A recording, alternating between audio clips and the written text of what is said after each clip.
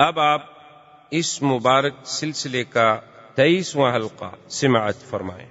تو اس نے ایک کافر سے کہا کہ اس نے کہا کہ یار دیکھو چلو میں قیدی تو ہوں، تمہارے ساتھ واپس بھی جا رہا ہوں، یہ تلوار تم نے کہاں سے لی ہے؟ انہوں نے کہا کمال کرتے یار، ہم تو سردار لوگ ہیں، یہ تو بڑی قیمتی تھے۔ انہوں نے کہا واقعی میں نے اپنی زندگی میں ایسی اچھی تلوار کسی کے پاس نہیں دیکھی، تم ہو بڑے باذوق، کوئی معلوم ہوتا ہے کہ بڑے جنگجو اور بڑے شاہ سوار آدمی ہو، تلوار کا رکھنا سمجھنا، اور پھر اس کا لوا ایسا ہو، اس کی انداز ایسا ہو، ایسی تلوار میں نے آج تک کسی کے پاس نہیں دیکھی۔ تو اس نے کہا کہ ہاں نہیں، ایسی تلواریں بہت کم ہوتی ہیں اور میں نے اتنی بڑی قیمت کے ساتھ خریدی تھی۔ وہ باتوں میں آ گیا، باتوں میں آیا تو آپ نے کہا کہ یار یہ مجھے دکھا سکتے ہو، دیکھ سکتے ہو، میں قیدی ہوں، کیا کروں؟ انہوں نے کہا وہ بات ہی نہیں، دیکھو۔ انہوں نے کہا ہم دو ہیں، ہمارے ہاتھوں میں تلوار ہے، اس کا ایک ہاتھ ہم نے باندھا ہوا ہے، ایک ہاتھ ہے، کیا کر لے گا؟ تلوار دے دی تو بس تلوار دیکھتے دیکھتے باری تلوار ایک کی تو گردن اڑ گئی، دوسرا بھاگ گیا، ایک کافر مر گیا، دوسرا بھاگ گیا، ابھی مزید پھر واپس مدینہ۔ السلام علیکم یا رسول اللہ، تم کیسے آ گئے بھائی؟ اس نے کہا حضور دیکھیں، آپ نے اپنا وعدہ پورا کر دیا کہ میں مکے سے بھاگ کے آیا، کافروں نے مطالبہ کیا، آپ نے مجھے واپس کر دیا اور میں واپس چلا گیا۔ اب اگر ان سے لڑ بھڑ کے مار مور کے میں خود واپس آ جاؤں تو اب آپ کا معاہدہ تو پورا ہو چکا ہے، اب آپ مجھے اب نہیں واپس بھیج سکتے۔ ایک دفعہ آپ نے مجھے بھیج دیا، حضور نے فرمایا ان ھذا الرجل مسر حرب، یار یہ تو ایسا بندہ ہے کہ آگ جنگ کو بھڑکانے والا بندہ ہے، تو اس کے دماغ میں ہر وقت لڑائی بڑائی کی فکر رہتا ہے۔ آپ نے فرمایا کہ نہیں، بالکل ہم تمہیں واپس کریں۔ وہ کافر بھاگتا بھاگتا آ گیا، وہ جو بچ گیا تھا، حضرت نے فرمایا ابھی لے جاؤ اس کو۔ ہم نے کہا جی میں تو نہیں لے جاتا، ہم دو نہیں لے جا سکے تو میں اکیلا اس کو کیسے لے جاؤں؟ حضور نے فرمایا دیکھو ہم اپنے معاہدے پر پابند ہیں، آپ دو آئے مانگا ہم نے دے دیا، اب تم اکیلے ہو لے جاؤ، اگر تم پھر کوئی بندے لے کے آتے ہو پھر لے جاؤ، ہم اپنے معاہدے پر بہرحال پابند ہیں، ہم نے معاہدہ نہیں توڑا، اگر تم اپنے قیدی کی حفاظت نہ کر سکو تو اس کا ذمہ دار تو میں نہیں ہوں۔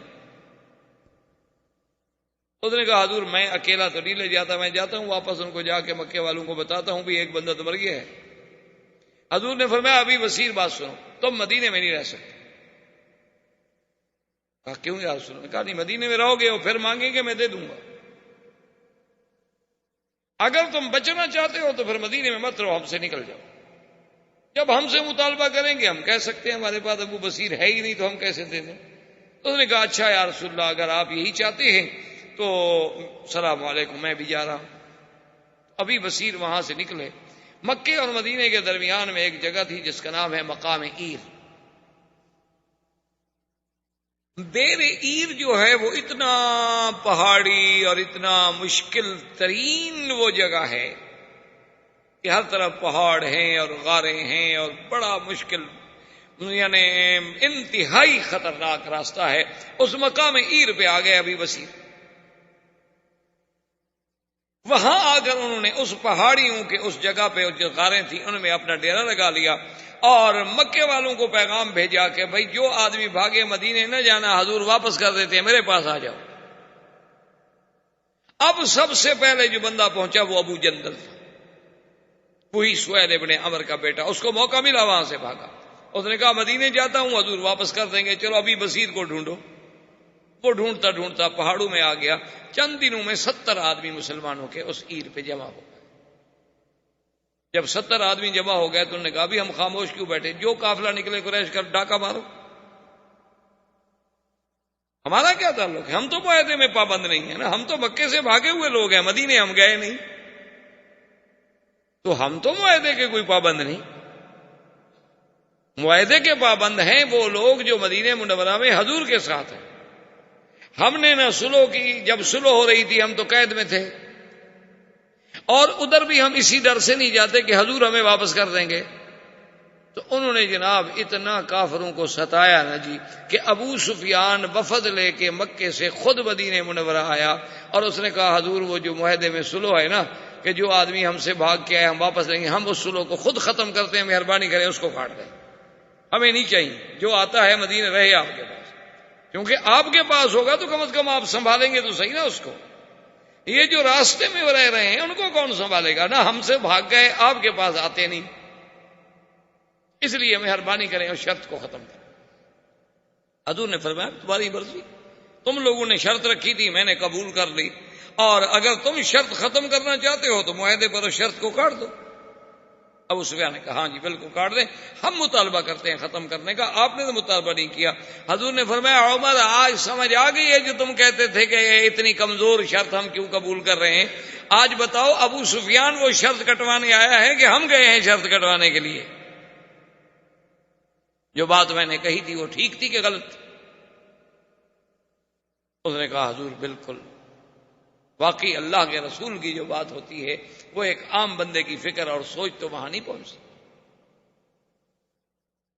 تو وہ شرط جو تھی ختم ہو گئی اور ابو سفیان جو تھے واپس چلے گئے۔ حضور صلی اللہ علیہ وسلم نے اسی اثنا میں، کیونکہ قرآن پاک میں اشارہ ہو چکا تھا نا کہ آپ کو ایک فتح ان قریب، بہت جلد ایک فتح ہم آپ کو دیں گے، اس کے اشارات کے مطابق، اللہ کی وحی کے مطابق حضور صلی اللہ علیہ وسلم نے خیبر کا اعلان فرما دیا کہ ہم نے خیبر میں چلنا۔ اور یہ اول غزوۃ الذی ما ورا بها رسول اللہ، یہ پہلا غزوہ ہے جس میں حضور پاک نے اپنی بات کو چھپایا نہیں، ورنہ حضور صلی اللہ علیہ وسلم اگر کبھی غزوے پر تشریف لے جاتے تو کبھی صحابہ پہ ظاہر نہیں کرتے تھے کہ ہم نے کہاں جانا ہے۔ جانا مثلا مشرق میں ہوتا تھا تو کہتے تھے مغرب، اور مغرب میں ہوتا تھا تو مشرق۔ اصل بات واضح نہیں ہوتی تھی جب تک کہ سفر شروع نہ ہو، تاکہ دشمن تیار نہ ہو جائے۔ یہ پہلا موقع ہے غزوہ خیبر کا کہ حضور نے کہا سب کو بتا۔ حضور نے فرمایا کہ بالکل ہم نے خیبر جانا ہے۔ اور خیبر میں اصل وجہ کیا تھی؟ اصل قوت جو تھی نا کفر کی وہ تو خیبر میں تھی، کیونکہ آپ سیرت رسول پاک صلی اللہ علیہ وسلم میں پڑھ چکے ہیں کہ حضور صلی اللہ علیہ وسلم نے بنی نظیر جو تھے ان کو اجازت دے دی تھی کہ سامان لے کے بس مدینے سے نکل جائے، وہ آ گئے تھے خیبر میں۔ بنی قریظہ جو تھے ان کے تو آدمی قتل کر دیے گئے، بنو نظیر جو تھے ان کو وہاں سے اجلا کیا گیا، یعنی نکالا گیا، جلا وطن کیا گیا، لیکن قتل نہیں کیا گیا، وہ اپنی پوری قوت لے کر خیبر میں۔ اور بنی قینقاع یہ بھی قبیلہ ہے یہود کا، اس کے لوگ جو تھے وہ مدینے میں رہ گئے، کیونکہ حضور نے عبداللہ ابن ابی کو دے دیا کہ تمہارے حلیف ہیں تو چلو ہم ان کو چھٹی دیتے ہیں، کچھ نہیں کہتے، وہ مدینے میں رہ گئے۔ اور یہ بنو نذیر ہی تھے جن کے بڑے بڑے لیڈر جو تھے ہوئی ابن اخطب، اور اس کے بعد جناب ان کا سلام ابن مشکم، اس کے بعد ابن ابی الحقیق، یہ بڑے بڑے لوگ جو تھے یہی تو تھے جنہوں نے جا کے قریش کو ابھارا، قریش کا لشکر تیار کیا، بنو غطفان کو ابھارا، بنو فزارہ کو ابھارا، بنو سلیم کو ابھارا، اور احزاب کو جمع کر کے خندق کے موقع پر مدینے پہ چڑھائی کی۔ اس کا اصل سبب تو یہ بنو نذیر تھے، خیبر والے۔ تو حضور صلی اللہ علیہ وسلم نے حکم دیا کہ ہم نے خیبر جانا، اور ساتھ اللہ کے نبی نے ایک حکم جاری فرمایا کہ لا یخرج معنا الا من خرج معنا بالحدیبیہ، کہ خیبر کے لیے صرف ہمارے ساتھ وہ لوگ جائیں گے جو حدیبیہ میں ساتھ، اس کے علاوہ اور نہیں۔ کیوں؟ حدیبیہ میں گئے، عمرہ نہ ہوا، واپس آ گئے، تو حضور پاک یہ چاہتے تھے کہ اب جو اللہ غنیمت دے، فتح دے، تو انہی لوگوں کو دے، کیونکہ وہ اتنا مشقت کا سفر کر چکے۔ اب جناب اعراب آ گئے، وہ جو ظاہر میں اسلام اور اندر میں کفر رکھتے تھے اعراب۔ وَمِمَّنْ حَوْلَكُمْ مِنَ الْأَعْرَابِ مُنَافِقُونَ وَمِنْ أَهْلِ الْمَدِينَةِ مَرَدُوا عَلَى النِّفَاقِ لَا تَعْلَمُهُمْ نَحْنُ نَعْلَمُهُمْ سَنُعَذِّبُهُمْ مَرَّتَيْنِ ثُمَّ يُرَدُّونَ إِلَى عَذَابٍ عَظِيمٍ۔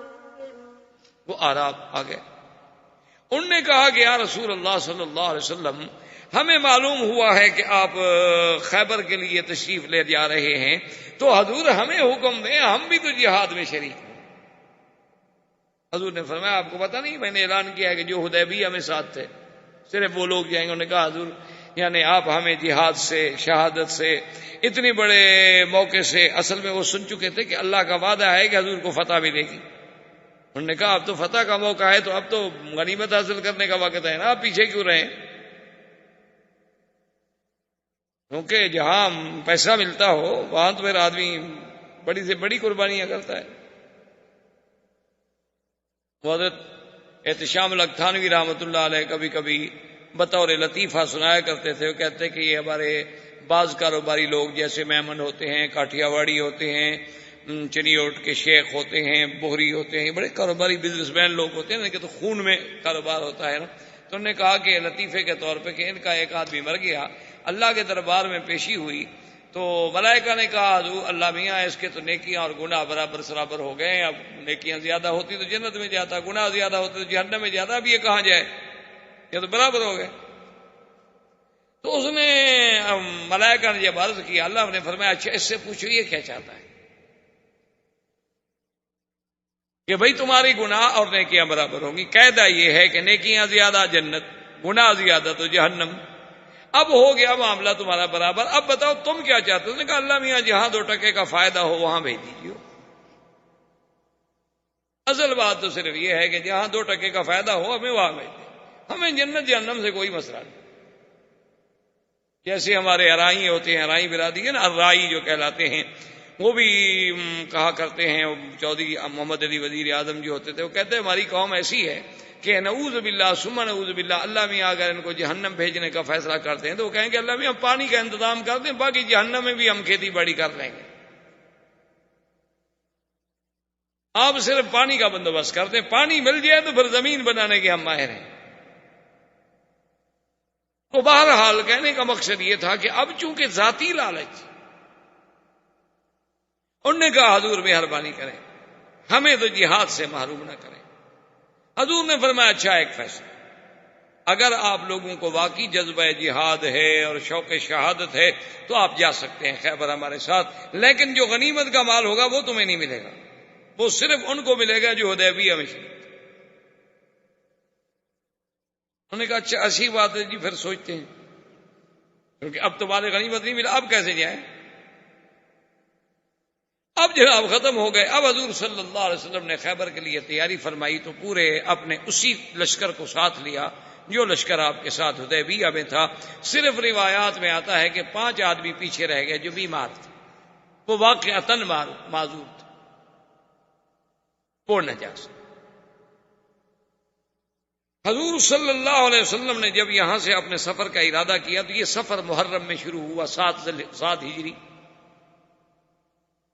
لیکن محرم کے مہینے میں جنگ نہیں ہو سکتی کیونکہ محرم کا مہینہ جو ہے وہ اشہر حرم میں تھا جس میں جنگ کرنا منع ہے.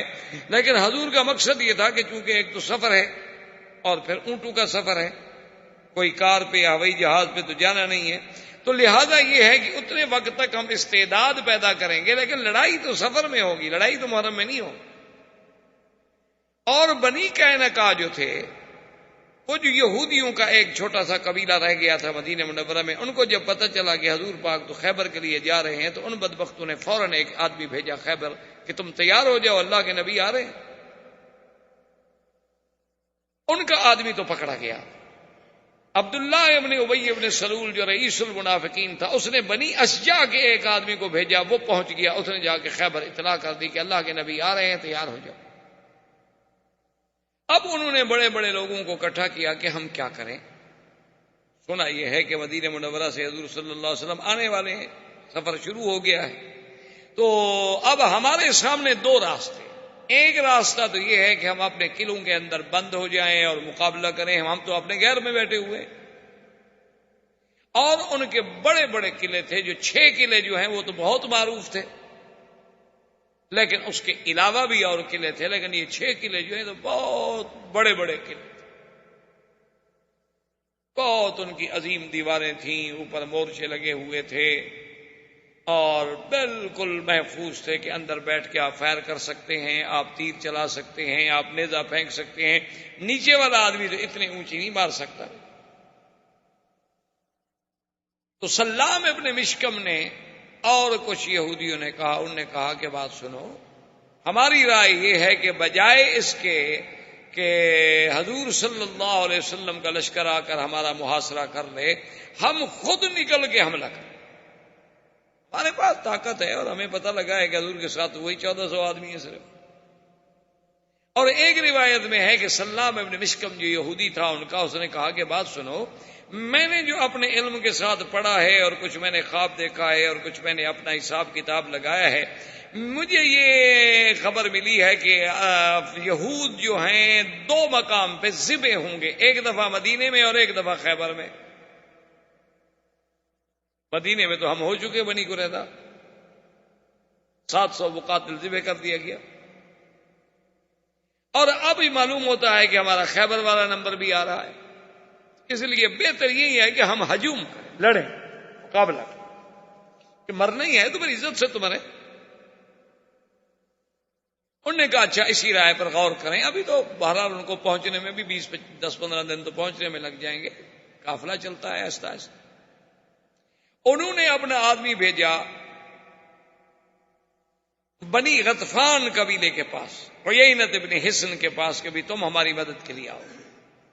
اور بنی غطفان جو تھے ان کے پاس 4000 آدمی تھا، لڑاکا۔ اچھا یہ عیینۃ ابن حصن جو ہے اس کو حضور فرماتے تھے احمق المطاع، کہ یہ ہے تو بڑا احمق لیکن اپنی برادری میں اس کی بات مانی جاتی ہے ایسا آدمی کہ اس کے کہنے سے 4000 آدمی مارنے کے لیے تیار ہو جاتا ہے، لیکن خود احمق ہے، کوئی اچھی بات سوچ نہیں سکتا۔ اس کو جب پتا چلا تو اس نے کہا کہ ٹھیک ہے، یہودیوں کو خبر بھیجی کہ چونکہ آپ ہمارے حلیف ہیں، ہم تمہارے حلیف ہیں، تمہارے اوپر اگر چڑھائی ہو گئی ہے تو ہم آ رہے ہیں۔ حضور صلی اللہ علیہ وسلم کو پتا چلا کہ اب یہ حالت تو بڑی مشکل ہو گئی ہے، کہ آگے ہم جا رہے ہیں تو آگے تو لشکر ہوگا اپنا یہودیوں کا، اور غطفان پیچھے چلیں گے، اس کا مطلب ہے کہ ہم تو 2 لشکروں کے درمیان میں آ جائیں گے، پیچھے سے بنو غطفان کا 4000 لڑاکا اور آگے یہود۔ حضور صلی اللہ علیہ وسلم نے فرمایا اپنے صحابہ میں سے کون ہے جو مجھے یہ بتلائے کہ ہم چاہتے ہیں کہ شرق شمال کی طرف سے ہم حملہ کریں خیبر پہ،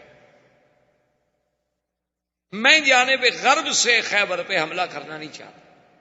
اب دیکھیں کتنی دور کی سوچ۔ وجہ یہ تھی کہ شرق شمال جو ہے یہی راستہ تھا شام کا، کہ اگر یہود شکست کھائیں تو شام بھاگ جائیں گے، لیکن اسی راستے سے اگر مسلمانوں کی فوجیں بیٹھی ہوں گی تو بھاگ سکتے نہیں، باقی کوئی راستہ ان کو بھاگنے کا نہیں ملتا شام کے علاوہ۔ ایک صحابی نے کہا حضور مجھے اس راستے کا پتہ ہے، اس راستے سے میں لے چلوں۔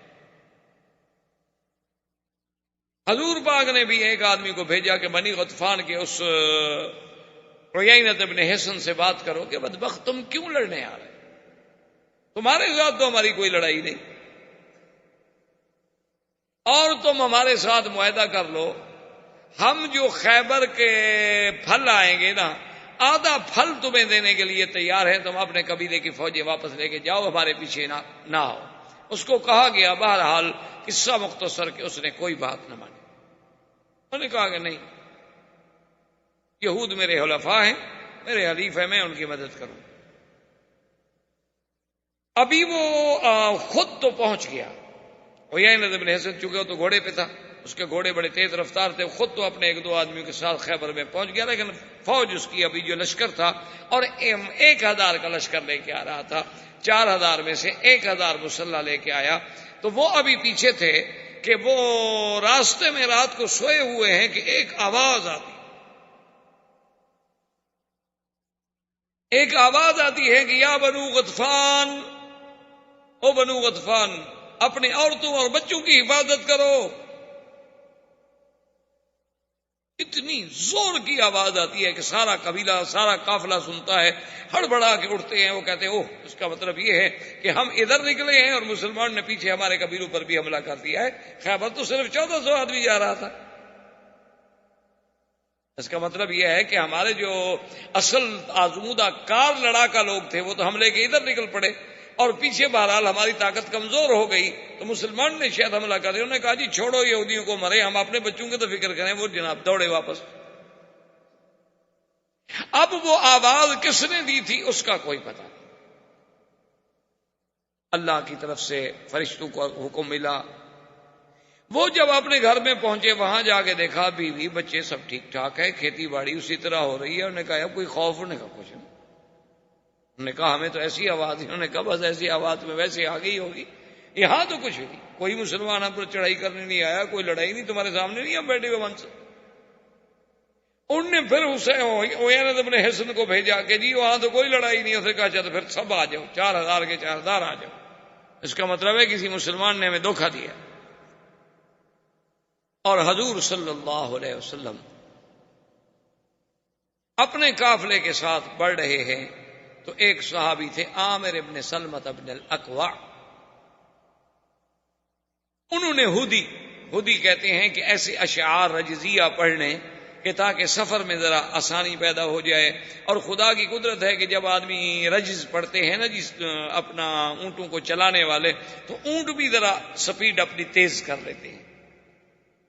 تو اس نے جب ہودی پڑھنی شروع کی تو اللہ نے ان کو ایسی آواز دی تھی کہ صحابہ کہتے ہیں کہ بالکل اونٹ جو تھے وہ تو تیز ہو. حضور صلی اللہ علیہ وسلم اپنا اونٹ اس کے قریب لائے اور آپ نے فرمایا رفقاً بالقواریر. عامر, اتنی خوبصورت آواز کے ساتھ اتنی زور سے تم رجز پڑھ رہے ہو, تمہیں پتہ نہیں ہے کہ قافلے میں عورتیں بھی ہیں اور عورتوں کے دل جو ہیں وہ تو شیشے کی ٹوکر ہوتی ہے, کسی کی اچھی آواز سنی ہو سکتا ہے دل ٹوٹ جائے. تو تم ہودی پڑھو لیکن ایسا ایسا اتنے زور کے ساتھ نہ پڑھو. اور پھر تمہاری آواز میں اتنا جادو ہے کہ انسان اونٹ جو ہے وہ بھی مائل ہو کے دوڑ رہے ہیں. اور ساتھ حضور نے کہا یرحمک اللہ, اللہ تم پہ رحم کرے. حضرت عمر نے سن لیا. حضرت عمر نے کہا وجبت یا رسول. حضرت عمر نے کہا حضور آپ نے کہہ دیا اللہ رحمت کرے, مانا یہ ہے کہ اس کے لیے جنت واجب ہو گئی, یہ شہید ہو جائے. کیونکہ حضور جس کو بھی کہہ دیتے تھے یرحمک اللہ, اشارہ ہوتا تھا کہ یہ شہید ہو جائے. اس نے کہا حضور اگر آپ نہ کہتے تو ہم اس کی ہودی سے, اس کی آواز سے کچھ دیر تمتع کرتے, لیکن اب آپ نے فرمایا میری زبان سے جو بھی نکلتا ہے وہ اللہ کے حکم سے نکلتا ہے, میں اپنی زبان اپنے ارادے سے تو کچھ کہہ نہیں سکتا ہوں. تو خدا کی شان دیکھیں کہ جیسے حضور مبارک کے لفظ مبارک نکلے تھے سب سے پہلے شخص شہید ہونے والوں میں یہی عامر ابن سلمۃ ابن الاکوع. سلمت ابن الاکوع وہ ہیں کہ حدیبیہ میں جن سے حضور نے 2 دفعہ بیعت کی, یعنی ایک دفعہ وہ بیعت کر گئے, حضور نے پھر بلایا کہ سلمہ بیعت کرو. تو حضور بایا تو حضور میں تو بیعت کر چکا ہوں. حضور فرمایا پھر بیعت, کیونکہ سلمت ابن الاکوع اتنا اللہ نے ماشاءاللہ قوت والا انسان بنائے تھے. یہ اتنی تیز رفتار آدمی تھا کہ ایک دفعہ قریش نے گھوڑے سوار ہو کے, گھوڑوں پہ سوار انہیں مقابلہ کیا, لیکن یہ پیدل بھاگ گئے ان سے, یعنی گھوڑے نہیں پکڑ سکے, اتنا تیز چلنے والا آدمی. ان کے بیٹے تھے عامر ابن سلمۃ ابن الاکوع. اب اسی سے اندازہ کریں کہ لشکر صحابہ کا ہو, سرکار دو جہاں قیادت کر رہی ہوں, اور ہودی رجز پڑھنے والا بھی صحابی ہو, کوئی وہاں آلات موسیقی بھی نہیں ہیں, لیکن اس میں بھی حضور کہیں کہ عورتوں کے دل پہ چوٹ لگ سکتی ہے. اور یہاں تو ہمارے گھروں میں تو میرے خیال میں ہر وقت گانا ہی صرف عورتوں کے لیے ہوتا ہے, جی گھر میں بیٹھی ہیں بیچاری اکیلی کیا کریں. ہم تو جی ڈپٹی پہ چلے گئے نا, وہ اکیلے جو بیچاری بیٹھی ہے آخر اس کے لیے بھی کوئی مشغولیت کوئی مصروفیت, کیونکہ وہ تلاوت قرآن تو مشغولیت بن نہیں سکتی, حدیث کا مطالعہ بھی مشغولیت نہیں بن سکتی. سونا عورت کے لیے بہت مشکل ہے, اس کو بولنے کی عادت ہوتی ہے, اس نے بولنا تو ہے نا, آخر کوئی تو بولے, کوئی نہ بھی بولے تو کم از کم شیشے کے سامنے کھڑی ہو کے بھی بولتی رہے گی, کیونکہ اس نے تو کیا کرے آخر. تو جب یہ عالم ہو تو خود اندازہ لگا لیں کہ ہمارے اس غنا کا اور گانے کا کیا اثر ہوتا ہے معاشرے پر, اور ہمارا اب معاشرہ جو ہے وہ کہاں جا رہا ہے, اس کو اب آپ خود سوچیں. تو حضور صلی اللہ علیہ وسلم کا لشکر جب خیبر کے قریب آیا تو صحابہ نے اللہ اکبر اللہ اکبر اللہ اکبر لا الہ الا اللہ, تحلیل تکبیر تسبیح.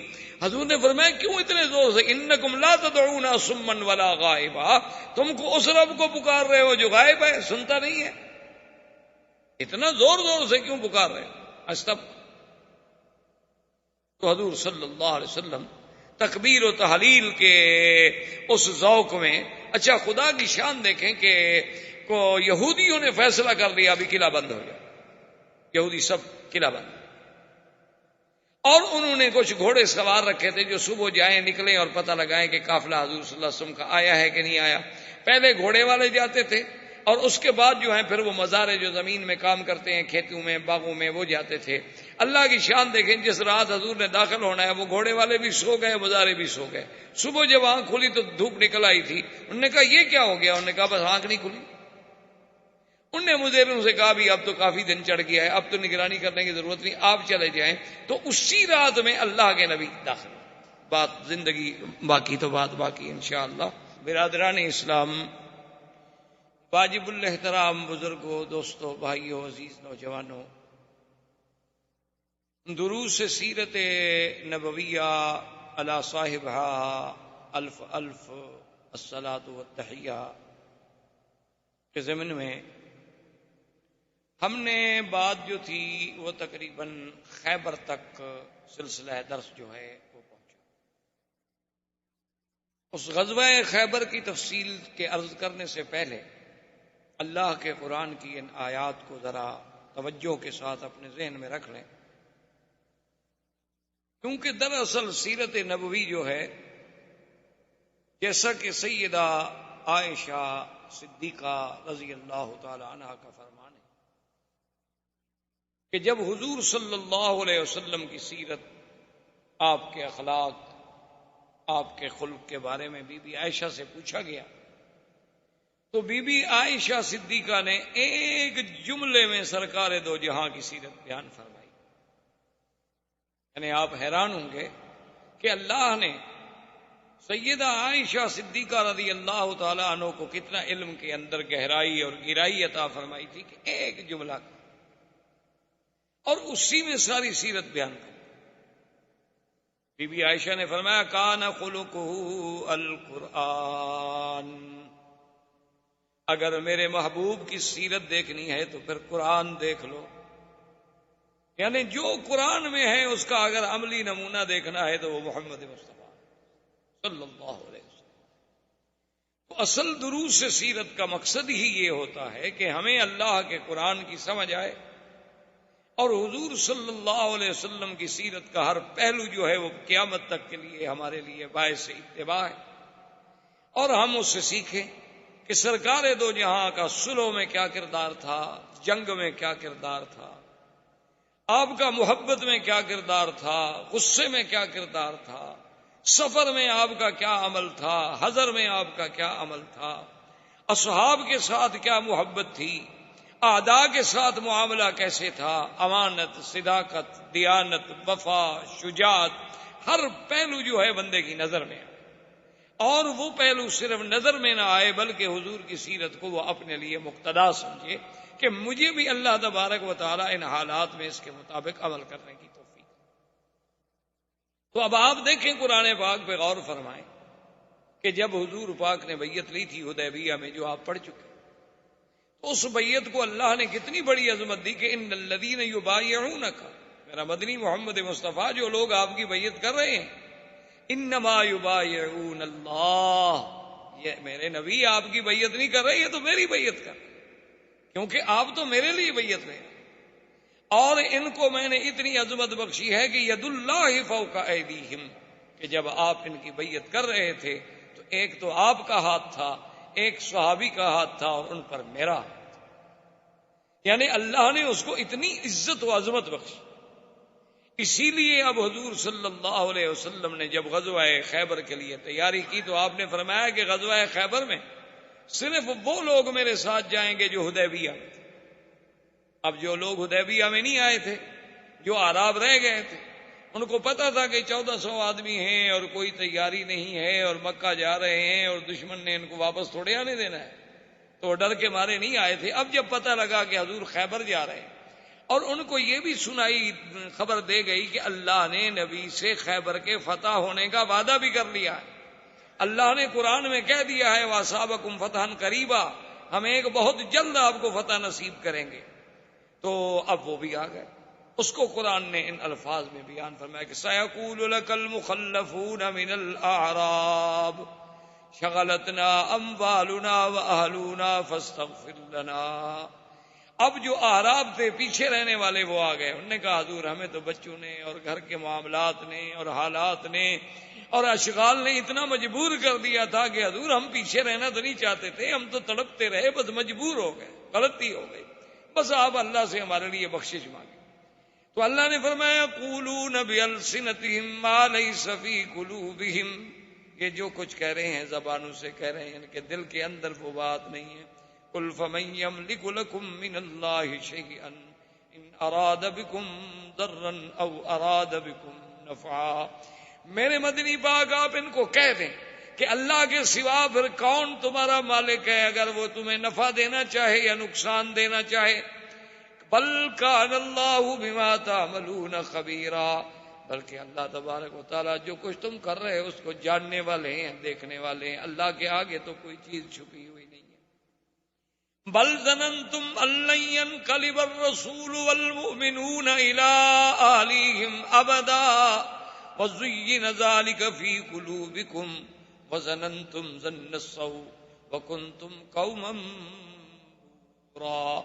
اللہ نے فرمایا میرا نبی آپ ان کو کہہ دیں کہ تم لوگوں کا تو خیال یہ تھا کہ اب اللہ کا رسول پھر کبھی واپس نہیں آئیں گے مدینہ منورہ, ان کو تو مکے والے وہیں فنا کر دیں گے, وہیں قتل کر دیں گے. یہ جو تم نے برے برے خیال باندھے تھے, حالانکہ تم قوم خود ہو ہلاکت والی. وَمَن لَّمْ يُؤْمِن بِاللَّهِ وَرَسُولِهِ فَإِنَّا أَعْتَدْنَا لِلْكَافِرِينَ سَعِيرًا.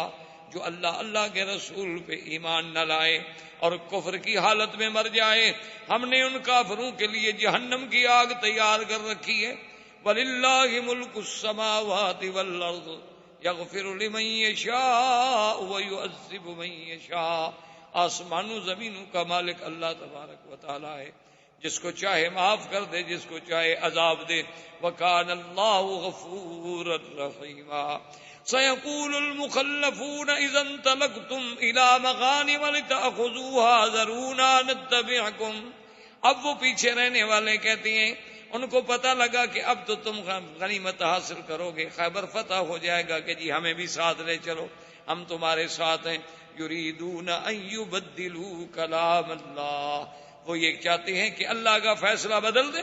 قل لن تتبعونا كذلكم قال اللہ من قبل فسيقولون بل تحسدوننا بل كانوا لا يفقهون الا قليلا.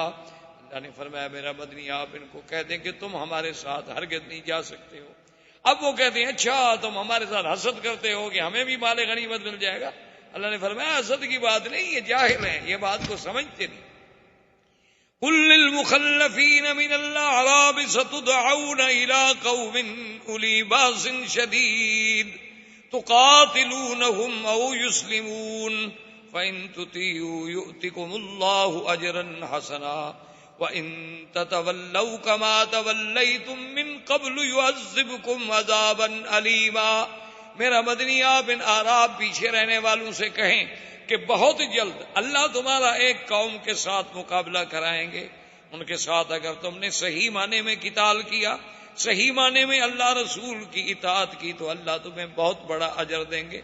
اور اگر اس وقت بھی تم پیٹھ دے کے بھاگے جیسے حدیبیہ میں بھاگے تھے, تو اللہ تبارک و تعالیٰ جو پھرے ان کے لیے عذاب ہے دردناک. ہاں یہ الگ بات ہے کوئی معذور ہو, لیس علی الاعمی حرج, اگر نابینا ہے تو کوئی بات نہیں. ولا علی الاعرج حرج, اگر کوئی لنگڑا ہے بیچارہ جی ہاتھ پہ نہیں جا سکتا تو وہ بھی معذور ہے. ولا علی المریض حرج, اگر کوئی بیمار ہے غریب نہیں جا سکتا اس پر بھی کوئی گناہ نہیں. ومن یطع اللہ ورسولہ یدخلہ جنات تجری من تحتها الانہار ومن یتول یعذبہ عذابا علیما. اب اللہ نے پھر وہی کہا لقد رضی اللہ عن المؤمنین اذ یبایعونک تحت الشجرہ فعلم ما فی قلوبہم فانزل السکینۃ علیہم واصابہم فتحا قریبا. اللہ راضی ہوا ان ایمان والوں سے جو بیعت کر رہے تھے درخت کے نیچے بیعت رضوان، اور اللہ ان کے دلوں میں جو کچھ ہے وہ جانتے ہیں۔ اللہ نے ان پہ رحمت بھیجی اور اللہ تبارک و تعالیٰ ان کو نصیب کریں گے فتح قریب۔ وَمَغَانِمَ كَثِيرَةً يَأْخُذُونَهَا وَكَانَ اللَّهُ عَزِيزًا حَكِيمًا۔ اور اللہ نے یہ بھی فرما دیا کہ اس کے علاوہ بھی ہم تمہیں اور بھی غنیمتیں عطا فرمائیں گے۔ وعدکم اللہ مغانم کثیرۃ تاخذونها واجل لکم هذه، البتہ یہ غنیمت اللہ نے جلدی تمہارے لیے مقرر کر دی۔ وکف ایدی الناس عنکم ولتکون آیۃ للمؤمنین ویہدیکم صراطا مستقیما۔ اب وہ وجہ بھی اللہ نے بیان کر دی کہ اب حدیبیہ میں آخر صلح پہ اللہ نے راضی کر لیا، حضور کی اونٹنی رک گئی۔ حضور نے فرمایا اس کو بھی اللہ نے روکا ہے جو حابس الفیل ہیں، جس نے ہاتھیوں کو روکا تھا۔ تو بھئی اس وقت آخر روکنے کی کیا حکمت تھی؟ اگر 313 کو اللہ 1000 پہ بدر میں غلبہ دے سکتے ہیں تو وہ تو پھر بھی 1400 تھے۔ اس وقت بھی اگر اللہ فرشتے اتار دیتے، لڑائی ہو جاتی، اللہ اپنے نبی کی مدد فرما دیتے، لیکن اس وقت لڑائی نہیں کرنے دی، صلح ہو گئی۔ وجہ کیا تھی وہ بھی بیان کر دی۔ اللہ نے فرمایا هم الذین کفروا وصدوکم عن المسجد الحرام، وہ کافر جنہوں نے تمہیں مسجد الحرام سے روکا۔ والہدی معکوفا ان یبلغ محلہ، جبکہ قربانی کے جانور بندھے ہوئے تھے کہ اپنے حرم میں جا کے ذبح ہو جائیں۔ اللہ نے فرمایا ولولا رجال مؤمنون ونساء مؤمنات لم تعلموهم ان تطؤوهم فتصيبكم منهم معرة بغير علم ليدخل الله في رحمته من يشاء لو تزيلوا لعذبنا الذين كفروا منهم عذابا أليما۔ اللہ نے فرمایا میرا مدنی اپنے صحابہ کو بتا دیں کہ اگر مکے میں مرد مسلمان اور عورتیں جن کا ایمان چھپا ہوا تھا اور تمہیں ان کا پتہ بھی نہیں تھا کہ کون مسلمان ہے اور کون کافر ہے، اگر وہ جنگ ہو جاتی اور وہ مسلمان تمہارے ہاتھوں سے مارے جاتے تو ساری زندگی تانا ملتا کہ مسلمان تو اپنوں کو بھی مار دیتے ہیں، یہ تو کلمہ پڑھنے والوں کو بھی قتل کر دیتے ہیں۔ اس وقت ہماری حکمت تھی کہ ہم نے تمہیں جنگ سے روک دیا، صلح کر دی۔ اور میں نے جیسے عرض کیا تھا کہ آپ اندازہ کریں کہ 13 سال نہیں بلکہ 19 سال میں اسلام اتنا نہ پھیلا جتنا حدیبیہ کی صلح کے بعد پھیلا۔ یعنی 19 سال میں تو 3000 آدمی مسلمان ہوتا ہے، صرف 2 سال صلح کے بعد 10,000 آدمی حضور صلی اللہ علیہ وسلم کے ساتھ فتح مکہ پہ جاتا ہے۔ تو یہ اس فتح کا مقام تھا۔ اب جب حضور نے خیبر کی تیاری کی، حضور نے فرمایا کہ اس میں صرف وہ لوگ شریک ہوں گے جو حدیبیہ میں شریک ہوں گے۔ اب اعراب نے زور لگایا کہ نہیں جی ہم بھی جاتے۔ حضور نے فرمایا کہ اچھا اگر تمہارا جذبہ جہاد اتنا صادق ہے تو پھر تم ہمارے ساتھ چلو، تمہیں چلنے کی اجازت ہے، لیکن اگر اللہ نے مہربانی کی، جو اللہ کا وعدہ ہے وہ سچا ہوگا اور خیبر فتح ہو گیا، اللہ نے ہمیں غنیمت دی، تو ہم مال غنیمت سے تمہیں کچھ نہیں دیں، بس تم ثواب حاصل کرو، شہادت حاصل کرو۔ اب جناب وہ پیچھے ہٹ گئے، وہ تو جا ہی غنیمت لینے کے لیے رہے تھے، وہ لڑنے کے لیے تو نہیں جا رہے۔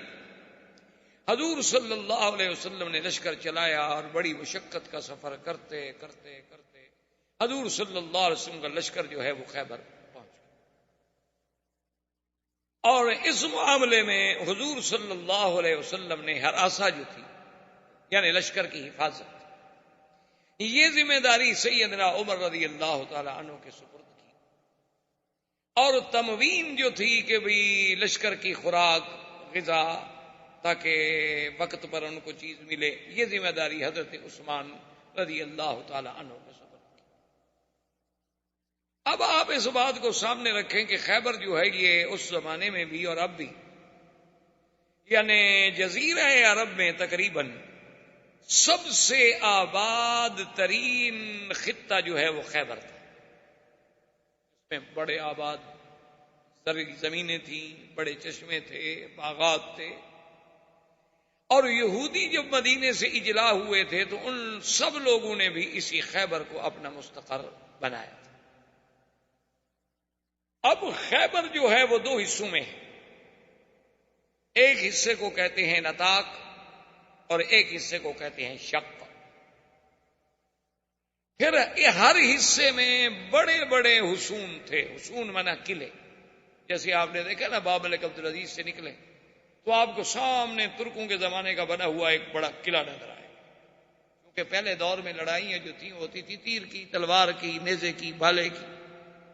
تو اس دور میں بہت کم قسم کی بندوقیں بھی ہوتی تھی. تو یہ قلعے جو تھے یہ بڑی حفاظت کا ذریعہ تھے کہ اب آپ قلعے کے اندر بیٹھے ہیں تو آپ کو تیر تو نہیں لگ سکتے، آپ کو کوئی نیزہ بھی نہیں مار سکتا، اور آپ اس سوراخ سے دیکھ رہے ہیں اور وہیں سے بیٹھ کے آپ تیر مار سکتے. تو یہودی قوم جو ہے چونکہ یہ ابتدا ہی سے سرمایہ دار اور بڑی دولت مند قوم تھی، تو یہ جہاں جہاں بھی گئے انہوں نے بڑے بڑے قلعے بنائے تھے، بڑے بڑے برج بنائے تھے، تاکہ ان کے جو بادشاہ ہیں، ان کے جو وزراء ہیں، ان کے جو رائل فیملی کے لوگ ہوتے تھے، سردار ہوتے تھے، وہ سب ان بڑے بڑے قلعوں میں رہتے تھے. تو نطاق میں بھی قلعے تھے اور شق میں بھی قلعے. اور ان مشہور قلعوں میں حصن سعد بڑا مشہور قلعہ، اسی طرح قلعت الزبیر بڑا مشہور قلعہ، قلعت النزار بڑا مشہور قلعہ. یہ ان کے بڑے بڑے قلعے، بڑے بڑے حصے. اسی طرح پھر اس سے تھوڑا اگر دور جائیں تو وہ وادی آتی تھی جس کو کہتے ہیں وادی منطقہ ام القریٰ. یہ بھی ایک بہت بڑی آبادی تھی، بہت بڑی وادی تھی، اس میں یہود آباد تھے. اس کے ساتھ پھر ایک علاقہ تھا جس کو کہتے ہیں فدق، حصون فدق. یہ بھی یہودیوں کا علاقہ تھا، بڑے بڑے باغات تھے اور اس میں بھی ان کا قلعہ تھا. اسی طرح ایک علاقہ تھا جس کو کہتے ہیں یہود تیمہ. یہ لوگ بھی یہود تھے اور اس علاقے میں بھی باغات تھے اور ان کے قلعے تھے. لیکن جو سب سے اہم جگہ تھی خیبر کی وہ شق اور نطاق تھا، اور اس میں جو اہم قلعے تھے وہ قلعہ اپنا ایک تو تھا حصن عامر، اور ایک تھا حصن السعد، اور ایک تھا اس میں حصن کتیبہ، اور ایک تھا اس میں قلعت الزبیر، اور ایک تھا اس میں قلعت النزار. یہ سب سے بڑے اہم. اب حضور پاک صلی اللہ علیہ وسلم تشریف لے گئے اور محاصرہ کر کے بیٹھ گئے. حضور صلی اللہ علیہ وسلم نے ان کا اس زمانے میں جو بادشاہ تھا وہ تھا کنانۃ ابن ابی الحقیق. اس کے پاس اپنا وفد بھیجا. حضور صلی اللہ علیہ وسلم نے فرمایا کہ ہماری 3 شرائط ہیں. ان 3 شرائط میں سے جو شرط آپ کو قبول ہو، ہم اس 3 شرطوں میں سے کوئی ایک شرط اگر آپ قبول فرما لیں تو ہم ماننے کے لیے تیار. سب سے پہلی شرط تو یہ ہے کہ اسلم، اسلام لے. ہم تم سب کو دعوت دیتے ہیں اسلام کی کہ تم اسلام لاؤ اور ہمارے بھائی بن جاؤ. جب تم اسلام میں داخل ہو گئے تو بات ختم ہو، پھر تو کوئی اختلاف ہی نہیں. اور دوسری شرط یہ ہے کہ اگر تم اسلام قبول نہیں کرنا چاہتے ہو تو جزیہ، جسے آج کل مستشرقین اور اعداء اسلام مسلمانوں کے خلاف ایک بڑا پراپگنڈا کرتے ہیں، جی مسلمان ٹیکس لیتے ہیں اور لوگوں کو غلام بناتے ہیں اور لوگوں کو قیدی بناتے ہیں اور ان کی لڑکیوں کو کنیزیں بنا دیتے ہیں اور لڑکوں کو غلام بنا دیتے ہیں، عبد بنا دیتے ہیں، اور جو باقی بچ جائیں ان سے ٹیکس لیتے ہیں اور جزیہ لیتے ہیں اور یہ شور کرتے ہیں. یہ انتہائی ایک محض عداوت ہے. کون سا ملک ہے جو ٹیکس نہیں لیتا اپنے شہریوں سے؟ کوئی ایک ملک مجھے بتائیں. ہر ملک ٹیکس لے. اور دوسری بات یہ ہے کہ آپ مجھے، آخر اللہ کا شکر ہے پڑھے لکھے لوگ ہیں آپ، مثلا ہم نے ایک ملک پہ چڑھائی کی، اللہ نے فتح دی، وہاں کے لوگ جو تھے مال جو ہے وہ بھی ملا، ان کے جوان بھی ملے اور لڑکیاں بھی ملی، قید ہو گئے. اب آپ مجھے بتلائیں کہ ان کے جو قیدی ہیں، جوان لڑکے ہیں یا لڑکیاں ہیں، ان کے بارے میں کیا کریں؟ یا تو ان کو قتل کر دیں، تو دشمن ہے. تو اب ان کو قتل کریں تو پھر بھی تو آپ چیخیں گے کہ جی دیکھو جی جب بلا وجہ قیدی ہو گئے، جنگی قیدی ہیں، قتل کرنے کی کیا ضرورت تھی؟ اچھا جی قتل نہیں کرتے تو اب کیا کریں؟ ان کو ہمیشہ بٹھائے رکھیں جیل میں، خرچہ دیتے رہیں. یعنی اگر ہم نے 10,000 قیدی بنا لیا ہے دشمن کا، تو 10,000 آدمی کو رکھنا، ان کو 3 وقت کا کھانا دینا، ان کی رہائش، ان کا مکان، سردی گرمی، کپڑا لباس، یہ تمام اخراجات ہم کریں، ہمارے دشمن ہیں وہ۔ اب ہم ان کو چھوڑ دیں تاکہ اور کسی دشمن علاقے میں جا کے پھر وہ فوج لے کر ہم پر چڑھائی کریں۔ اسلام نے تو اس سے بڑا حل کیا ہو سکتا ہے کہ ان کے اموال جو ہیں مجاہدین میں تقسیم کر دیے جائیں، اور ان کی لڑکیاں جو ہیں وہ بھی بانیاں بن جائیں، اور لڑکے جو ہیں وہ عبد بن جائیں، اور ساتھ پھر اسلام نے ہر بات میں ان کو آزاد کرنے کی ترغیب دی تاکہ وہ لوگ آزاد ہوں، اور اگر اسلام کے قریب رہتے رہتے مسلمان ہو جائے تو اور اچھی بات، تاکہ وہ کسی کی حفاظت میں آئے، کسی کی جائے پناہ میں۔ اسلام نے اگر جزیہ رکھا ہے تو اس جزیے کے لیے ذمہ داری ہے اسلام کی کہ ان کی حفاظت کرے گا، ان کا پہرا دے گا، ان پر دشمن حملہ کرے تو یہ ان کی طرف سے لڑیں گے۔ اسی لیے ایسے واقعات موجود ہیں تاریخ اسلام میں کہ جب بعض لوگ ایسے حالات ہو گئے، انہوں نے باقاعدہ کافروں کو پیغام بھیجا کہ اب ہم کمزور ہو چکے ہیں، ہمارے پاس اتنی لشکر نہیں ہے کہ ہم آپ کی حفاظت کر سکیں، لہذا جزیہ بند کر دو۔ جب ہم حفاظت نہیں کر سکتے تو ہم ٹیکس کیوں لیں آپ سے؟ تو حضور پاک صلی اللہ علیہ وسلم نے فرمایا کہ 3 شرطیں ہیں، اسلام یا جزیہ و اما السیف۔ اگر یہ دونوں تمہیں قبول نہیں ہے تو پھر میدان میں مقابلہ ہوگا تلوار کے ساتھ، پھر فتح شکست اللہ کے ہاتھ۔ انہوں نے کہا، کافروں نے، یہودیوں نے، انہوں نے کہا کہ جی ٹھیک ہے، آپ کی باتیں ہمیں پہنچ گئی ہیں، ہمیں بھی ٹائم دے، ہم غور کریں۔ ہم غور کرنے کے بعد جو حقیقت ہوگی، جو بات درست ہوگی، اس کے بارے میں ہم آپ کو مطلع کریں۔ وہ واپس آ گئے۔ خدا کی شان یہ ہے کہ بھی مسلمان تو اب وہ قاصد تھے، واپس آ گئے مطمئن ہو کر کے بھی آخر جواب دیں گے نا، اس کے بعد جنگ ہوگی۔ لیکن یہودی چونکہ غدار و مکار قوم تھی، ابھی وہ حضرات واپس اپنے خیمے میں پہنچے اور انہوں نے جناب قلعے سے نکل کے مسلمانوں پہ حملہ کر دیا۔ اب مسلمان تو اس حملے کے لیے تیار ہی نہیں تھے، وہ تو بڑے آرام سے بیٹھے ہوئے تھے۔ اس حملے کا اتنا اثر ہوا کہ مسلمانوں کے پاؤں اکھڑ گئے، لیکن اللہ نے مہربانی کی کہ مسلمان بیدار ہوئے، مسلمان تیار ہوئے، پھر مقابلے پہ ڈٹ گئے، اور آخر یہ ہوا کہ جب شام کا وقت آیا تو یہودی جو تھے وہ اپنے لشکر کے ساتھ واپس قلعے میں چلے گئے اور قلعے میں داخل ہو کر قلعہ بند کر دیا۔ لیکن سب سے پہلا غدر جو تھا ان کا سامنے آ گیا کہ بھئی ہم نے وفد بھیجا ہے، آپ شرائط قبول کرتے ہیں یا انکار کرتے ہیں، اس کے بعد باقاعدہ اعلان جنگ ہوتا۔ محمود ابن مسلمہ ایک صحابی تھے، وہ اسی اثنا میں لڑتے اور رات ہو گئی، اندھیرا ہو گیا، تو وہ یہودیوں کے ایک قلعے کی دیوار کے نیچے جا کے تھک کے بیٹھ گئے۔ نے کہا تھوڑا سانس لے لوں اور پھر چلا جاؤں۔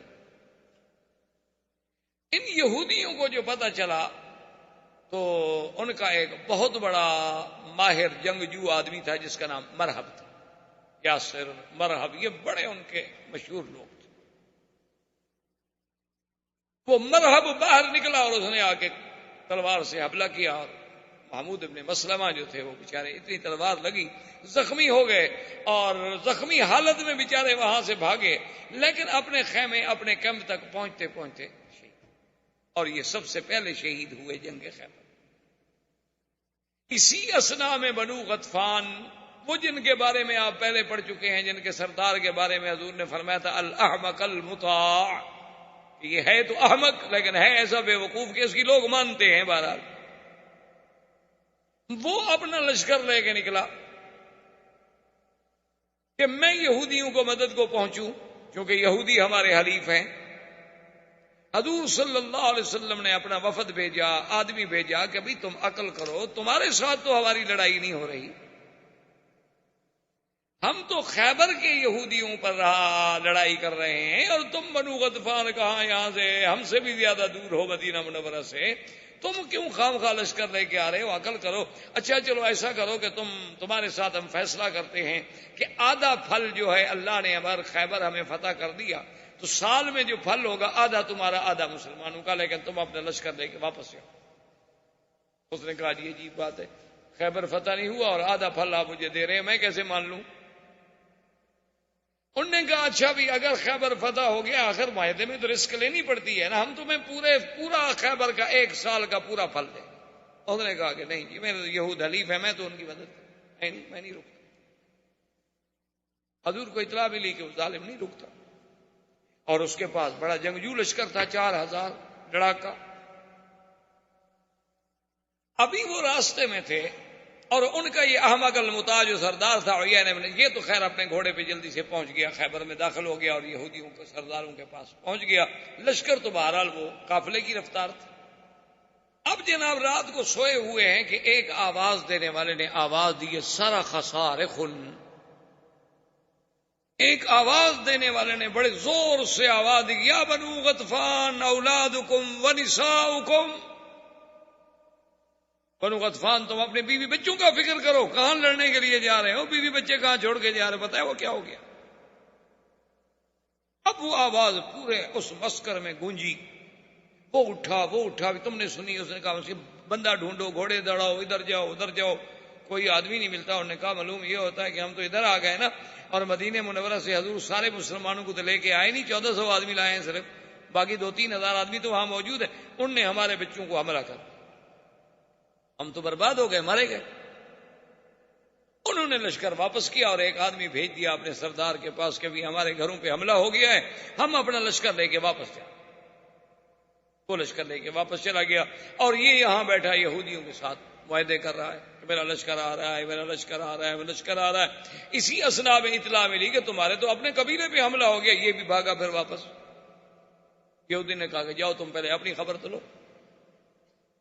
اسی اثنا میں 2 دن کے بعد مرحب نکلا قلعے سے اور مبارزت کی دعوت دی کہ میں یبارزنی، کون ہے جو میرے مقابلے پہ؟ حضرت علی نکلے رضی اللہ تعالی۔ لیکن محمد ابن مسلمہ، وہ جو محمود ابن مسلمہ تھے نا، ان کے بھائی تھے دوسرے محمد، ایک تو محمود تھے اور ایک دوسرے تھے محمد ابن مسلمہ، وہ دوڑتے ہوئے آئے اور انہوں نے کہا علی مہربانی کرو، تم اس کے مقابلے پہ نہ جاؤ، ھذا الرجل الذی قتل اخی، یہ وہی بدبخت ہے جس نے میرے بھائی کو مارا ہے، تو اس کے مقابلے کا مجھے حق۔ حضرت نے فرمایا مجھے تو کوئی اعتراض نہیں، بات تو یہ ہے کہ کافر ہے، ہم نے مقابلہ کرنا ہے، اس نے دعوت مبارزت دی، میں نے قبول کر لی۔ انہوں نے کہا نہیں مہربانی کریں آپ ذرا پیچھے۔ حضرت علی پیچھے رک گئے۔ تاریخ میں یہ بات بڑی مشہور کر دی گئی ہے کہ مرحب کو قتل کرنے والے جو تھے حضرت علی تھے، حالانکہ یہ بات حقیقت نہیں، یہ روافظ کی ایک کہانی بنی ہوئی ہے، چونکہ مرحب ایک بہت بڑا معروف ان کا بہادر تھا، 80 سال اس کی عمر تھی، اور بڑا قوت و طاقت والا آدمی تھا، یعنی اللہ معاف فرمائے اس کی تاریخوں میں عجیب عجیب واقعات آتے ہیں کہ کبھی غصے میں آ کر اگر وہ تلوار مارتا تو درخت جو تھے نا، ان کا درختوں کا تنا جو ہے، تنے سے تلوار نکل جاتی تھی، اس لیے پھر انہوں نے ایک شہرت دی، ورنہ یہ بات ہے نا کہ حضرت علی اگر اس کو ماریں یا نہ ماریں، حضرت علی کی شان میں کوئی کمی آ جائے گی، بس ایک تاریخی بات۔ تو محمد ابن مسلمہ نے جب مقابلہ کیا تو صحابہ کہتے ہیں واللہ ما رأینا، خدا کی قسم ہم نے بھائی ایسی جنگ نہیں دیکھی کہ 2 گھنٹے متواتر ہو گئے اور برابر کی تلواریں چل رہی ہیں، اور حتیٰ کہ لڑتے لڑتے لڑتے گھوڑوں سے اتر آئے، ایک درخت کے قریب آئے، درخت کی ساری ٹہنیاں اڑ گئی، ٹنڈ منڈ ہو گیا درخت، کبھی وہ ادھر کبھی وہ ادھر کبھی وہ ادھر، ایک دوسرے پہ اتنے تیزی سے حملے کر رہے ہیں۔ صحابہ کہتے ہیں کہ ایسی لڑائی ہم نے نہیں دیکھی، جتنے بہادر ہیں ادھر بھی ادھر بھی سب دنگ کھڑے ہے۔ اور محمد ابن مسلمہ ایک نوجوان آدمی ہے اور وہ اتنا پرانا تجربے کار ہے، لیکن برابر کی تلوار ٹکرا رہی ہے، اور آخر اللہ پاک نے مہربانی یہ کی کہ محمد ابن مسلمہ کو خدا نے موقع دیا، انہوں نے تلوار ماری تو اس کی ایک ٹانگ کٹ گئی۔ جب مرحب کی ٹانگ کٹی تو گر گیا، سیدھی سی بات ہے، ایک آدمی کا ایک ٹانگ کٹ جائے اور اتنی بلیڈنگ بھی ہو رہی ہو، خون بھی ہو رہا ہو، چاہے کتنا بڑا بہادر، جب وہ گرا درخت کے نیچے تو محمد بن مسلمہ نے غصے میں آ کر دوسری ٹانگ بھی کاٹ دی۔ اس کی دوسری ٹانگ جب کٹی اور محمد بن مسلمہ کھڑے، اس نے کہا فقتلنی، انہوں نے کہا دیکھو میں ہار گیا، مجھے قتل کر دو، اب مجھے کیوں عذاب دے رہے ہو؟ مجھے کیوں عذاب دے رہے ہو؟ بھی تم نے میری ایک ٹانگ کاٹ دی، پھر دوسری ٹانگ کاٹ دی، اب میں اٹھ کے لڑنے کے قابل ہوں، یا میں اٹھوں گا یا لڑوں گا؟ فقتلنی، میری گردن پہ تلوار پھیرو، مجھے چھڑاؤ، بس میں مان گیا کہ میں ہار گیا۔ محمد ابن مسلمہ نے کہا کہ نہیں، میں بھی تمہیں اسی طرح تڑپتے دیکھنا چاہتا ہوں جیسے میرا بھائی تڑپتے ہوئے خیمے میں گرا تھا۔ تم نے بھی تو میرے بھائی کو وہاں قتل نہیں کیا نا، زخمی کر کے بھگا دیا تھا۔ تو اسی اثنا میں چونکہ حضرت علی رضی اللہ تعالیٰ عنہ بھی پاس کھڑے تھے، انہوں نے کہا محمد ابن مسلمہ اب دشمن ہے، مر گیا ہے، اب مردے سے کیا مقابلہ ہے؟ تو حضرت علی نے بڑھ کے گردن کاٹ دی۔ اس وجہ سے تاریخ میں یہ آیا کہ مرحب کا قاتل جو ہے وہ حضرت علی۔ ان کے مقابلے میں پھر ایک بہت بڑا جو ان کا جنگجو تھا یاسر، وہ نکلا، یہ مرحب کا بھائی تھا۔ وہ جب میدان میں نکلا تو اس نے کہا بھائی یہ بارے سنی، میرا مقابلہ کون کرے گا؟ تو حضرت زبیر، بی بی صفیہ دوڑی، زبیر بیٹے تھے ان، اور بی بی صفیہ جو ہے وہ عمت رسول اللہ ہیں۔ انہوں نے کہا حضور مہربانی کریں، یا رسول اللہ، یا رسول اللہ مہربانی کریں، میرے بیٹے کو اس ظالم کے مقابلے میں نہ جانے دیں، وہ تو بہت بڑا یعنی خیبر کا مانا ہوا شاہ سوار ہے، اور میرا بیٹا جو ہے زبیر وہ تو نہ تجربے کار ہے، جوان آدمی ہے، وہ تو ابھی تلوار پکڑنی سیکھ رہا ہے، مہربانی کریں اس کو روک دیں، میرا بیٹا مارا جائے گا۔ آپ نے فرمایا یا صفیہ بل یقتلہ ابنک زبیر، آپ نے فرمایا کیوں گھبراتی ہو، تمہارا بیٹا اس کو مارے گا، مت گھبراؤ۔ اب جناب جنگ ہوئی، صحابہ کہتے ہیں ہم حیران ہو گئے کہ اب زبیر نہ تجربے کار ہے، نیا آدمی ہے، اور یاسر اتنا تجربے کار ہے، لیکن اس بے جگری سے زبیر لڑا، اور نتیجہ یہ نکلا کہ زبیر نے مار دیا، یاسر قتل ہو گیا۔ ففرح المسلمون نے کہا اللہ اکبر اللہ اکبر، کہ ان کے دو سردار مارے گئے۔ یہودی نے کہا بھی قلعے بند کر دو، بس اب ہم اس طرح نہیں لڑتے مسلمانوں کے ساتھ، جو بھی ہمارا بندہ جاتا ہے ان کا ایک نوجوان آگے مار دیتا ہے،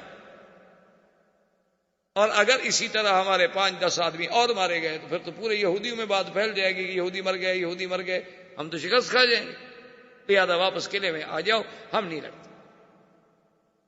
اس کے بعد مقابلہ ہوتا رہا ہوتا رہا ہوتا رہا، اللہ تبارک و تعالیٰ نے آخر میں مہربانی کی، صحابہ نے حملہ کیا، تو وہ جو سب سے پہلا ان کا حصن عامر تھا، اللہ کی رحمت سے مسلمان اس میں داخل فتح ہو گیا، اور یہود جو تھے اس سے نکل کر حصن سعد میں تھے، جو فرار ہو گئے، جو بھائی وہاں کچھ نہ کچھ سامان جو تھا وہ بھی مسلمان۔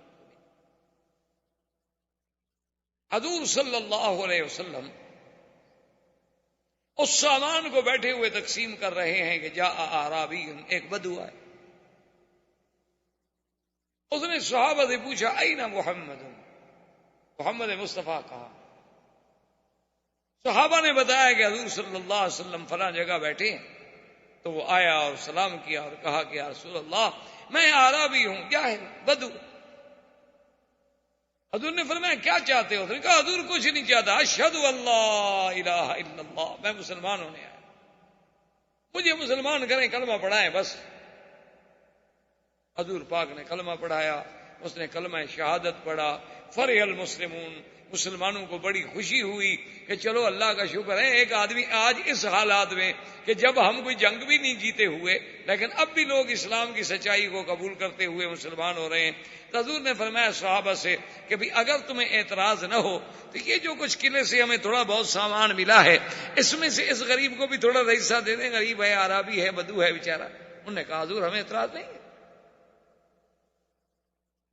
حضور نے فرمایا اچھا اس کو سامان دے دو، وہ کھڑا ہو گیا رہا، اس نے کہا واللہ ما جئت لہذا، انہوں نے کہا حضور پاک میں اس کے لیے نہیں آیا تھا کہ مجھے مال غنیمت مل جائے گا، مجھے کچھ سامان مل جائے گا، میں تو اس لیے آیا ہوں اقتل فی سبیل اللہ فی نہری ھذا، میں تو اس لیے آیا ہوں کہ اللہ کے راستے میں یہ میری جگہ کٹے اور میں شہید ہو جاؤں، میں تو شہادت کی موت کے لیے آیا ہوں۔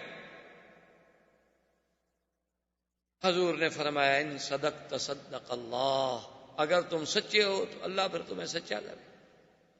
اب دوسرے دن جب جنگ شروع ہوئی تو مقابلے پہ کھڑے ہیں، ٹھیک وہاں سے یہودیوں نے تیر مارا اور عین اسی جگہ اس کو تیر لگا جہاں انگلی رکھی اور شہید ہوا۔ صحابہ اٹھا کے لائے، حضور نے فرمایا ہوا یہ وہی آدمی ہے جو اگلے دن کہہ رہا تھا؟ انہوں نے کہا ہاں حضور یہ وہی آدمی ہے، اور جہاں انگلی رکھی تھی وہیں تیر لگائے۔ آپ نے فرمایا واللہ قتل شہیدا وانا شہید علیہ، یہ اللہ کے راستے میں شہید ہوا اور محمد اس کا گواہ ہے صلی اللہ علیہ وسلم۔ صحابہ کہتے ہیں خدا کی قسم ہم نے تمنا کی کہ اے کاش اس کی جگہ آج ہم ہوتے۔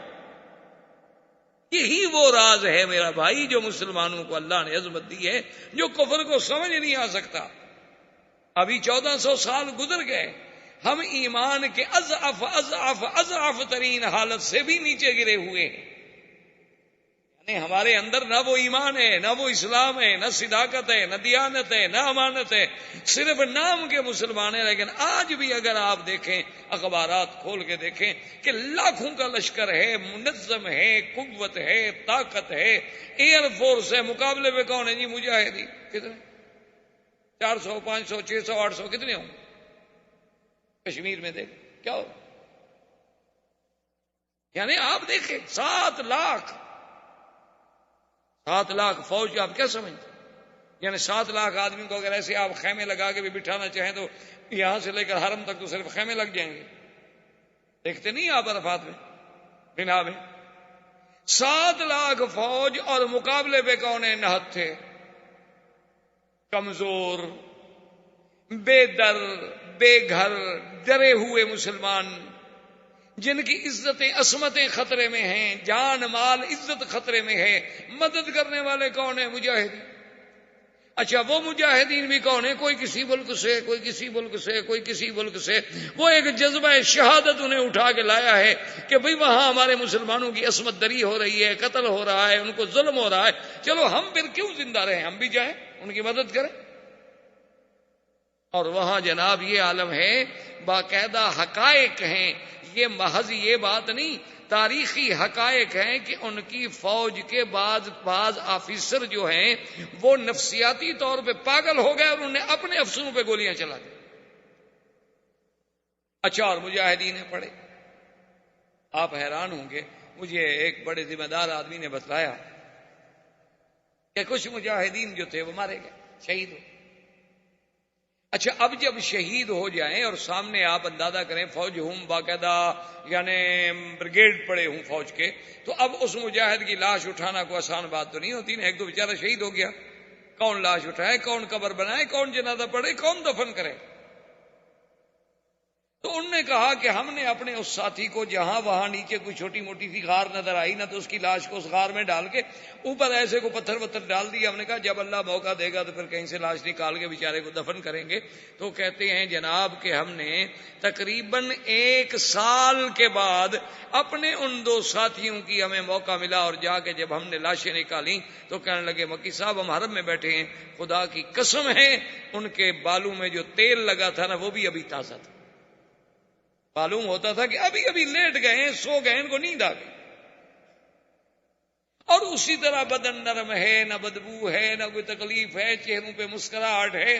جیسے اللہ کہتا ہے کہ شہید کو مردہ نہ کہو، اللہ نمونہ دکھلاتے ہیں کہ دیکھ لو۔ میں کہا جی ہم لے گئے اور پھر جا کر ہم نے باقاعدہ دفن کیا۔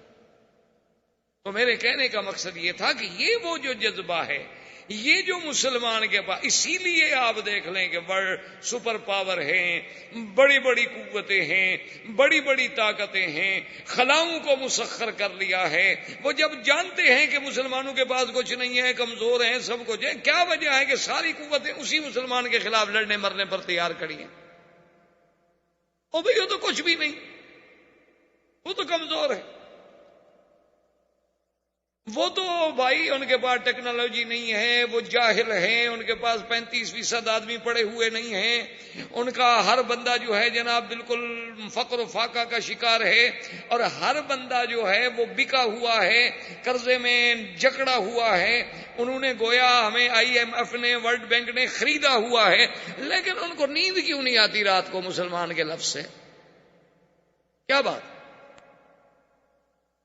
ان کو اعتراف کرنا پڑا کہ کمیونزم جب ختم ہوا، نے کہا کمیونزم کوئی خطرہ نہیں تھا، اصل خطرہ اسلام۔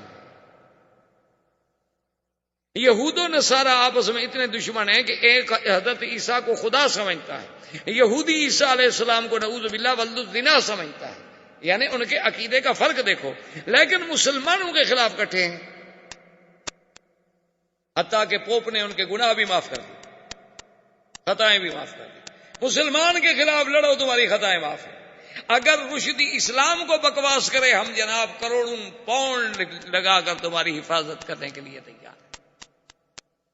کیوں؟ وہ رشدی اوپر سے نکل آیا ہے، سونے کے قلم سے لکھتا ہے۔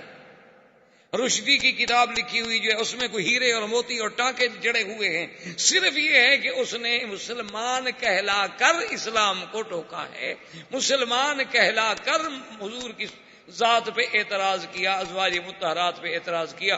اب دشمن کہتا ہے چلو یار کوئی ایک تو ایسا نکل آیا نا جو مسلمان کہلاتا ہے اور پھر بھی اسلام کو تکلیف پہنچاتا ہے، بس ہمارے لیے تو یہ ہیرو ہے، وہ تسلیمہ نسرین ہو، وہ جناب رشدی ہو، وہ جناب پاکستان کے عیسائی ہوں توہین رسالت کرنے والے، ان کے لیے ہماری حکومتیں ایئرپورٹ پہ کھڑی ہوتی ہیں، ڈالروں کے چیک ساتھ ہوتے ہیں، ویزے پہلے لگے ہوتے ہیں، دوسرے ملک میں باقاعدہ ہوٹلوں میں کمرے بھی بک ہوتے ہیں۔ کیوں؟ کہ حضور کو بکواس کیا ہے، عیسائی خوش ہو گیا اور ہم نے انہیں خوش کرنا ہے۔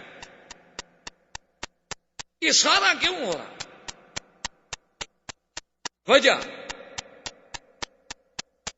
ہمارا ایمان ہے۔ آج بھی آپ ابو داؤد، آج بھی آپ حدیثوں کی کتابیں کھول کے دیکھ لیں، حضور نے فرمایا بہت جلد ایک وقت آئے گا جب پانی پہ لڑائی ہو۔ اب آنے والی جنگیں دیکھ لیں، پانی پہ ہو۔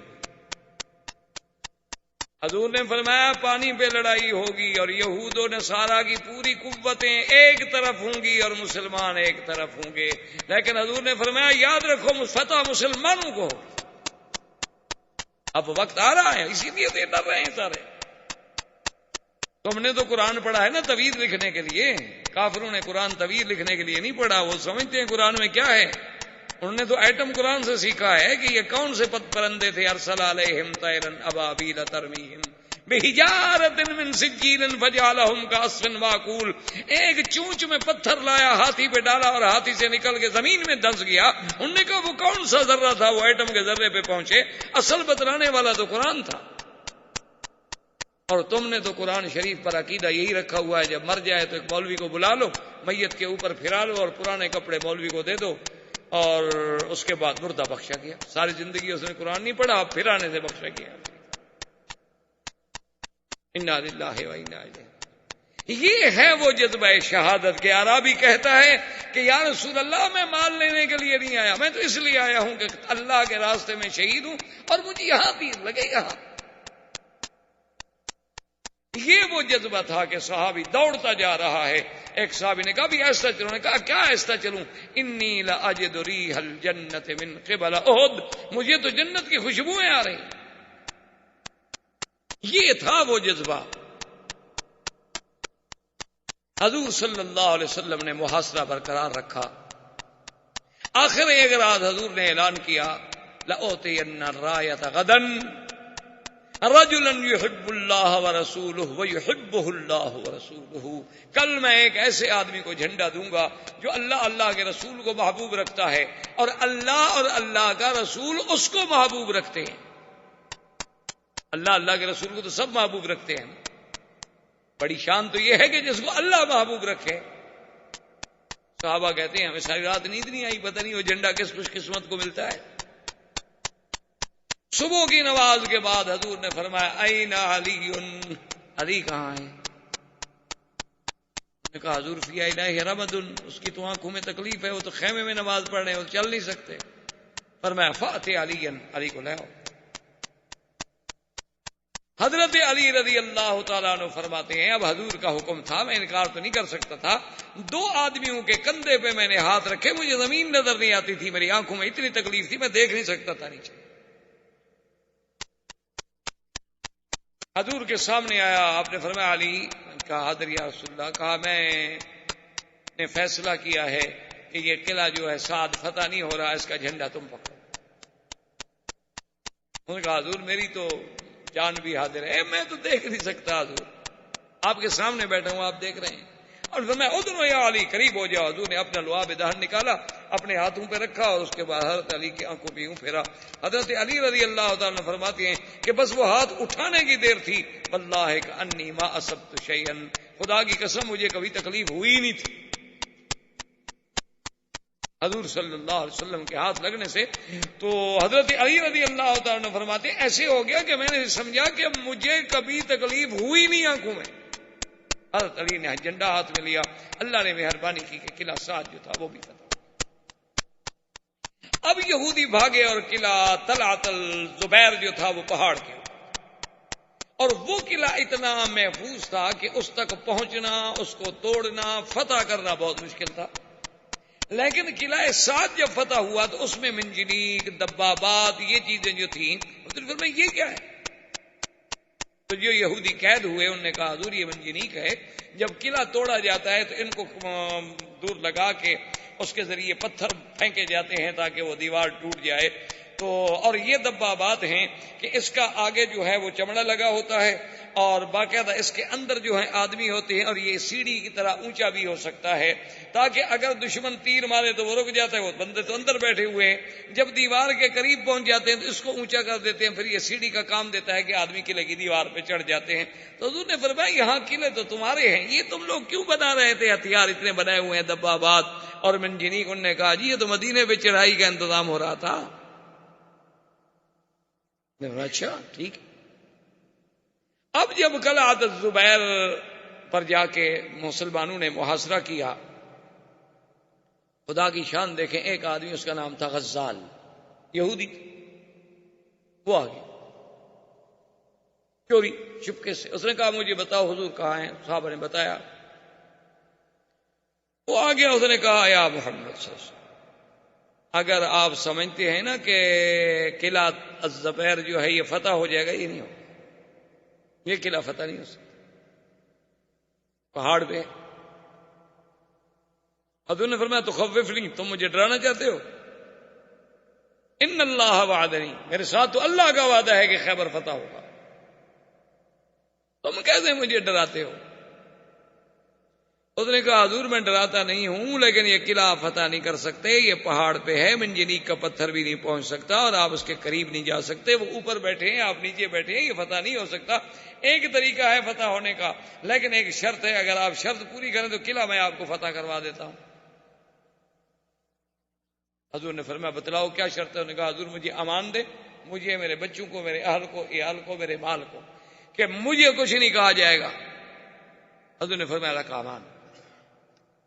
اس نے کہا جی اصل میں اندر سے ایک سرنگ ہے، فلاں جگہ پہ چشمہ ہے، یہ رات کو اس سرنگ کے ذریعے جا کے پورے قلعے کا پانی لے آتے ہیں. آپ اگر اس پانی پہ 4 آدمی بٹھا دیں، پانی بند کر دیں، 2 دن کے بعد قلعہ ختم ہو جائے گا. پانی اندر ہے نہیں ان کے پاس، پانی تو وہاں سے آ رہا. اگر پانی بند ہو جائے تو کتنے دن لڑیں گے آپ کے ساتھ؟ حضور نے فرمایا اس کا اعتبار نہیں، یہودی ہے، مکار ہے، آدمی بھیجو اس کے ساتھ جا کے دکھائے ہمیں کہاں چشمے ہیں اور کہاں سرنگ ہے.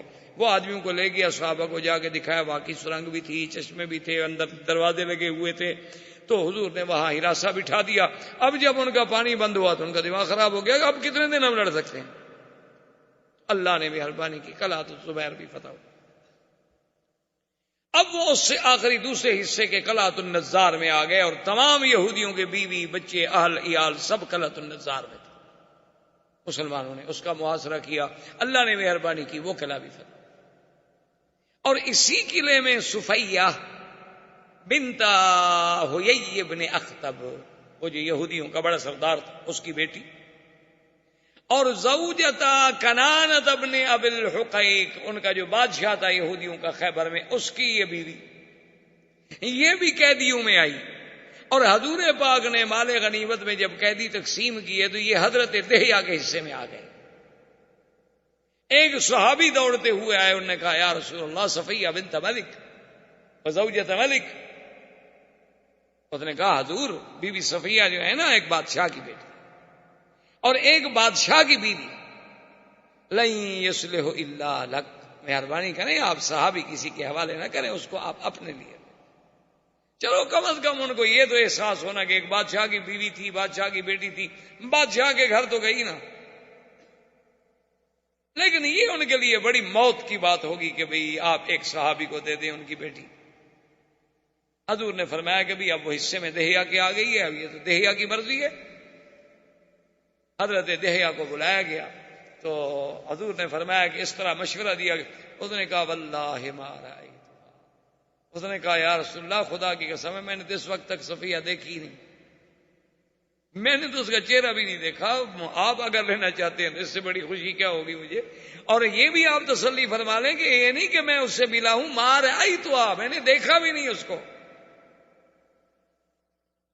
تو بی بی صفیہ جو تھیں حضور پاک نے ان کو آزاد کر دیا، اور آزاد کرانے کے بعد حضور صلی اللہ علیہ وسلم نے ان کو اپنی زوجہ مطہرہ بنایا، امہات المومنین میں شامل ہوئیں.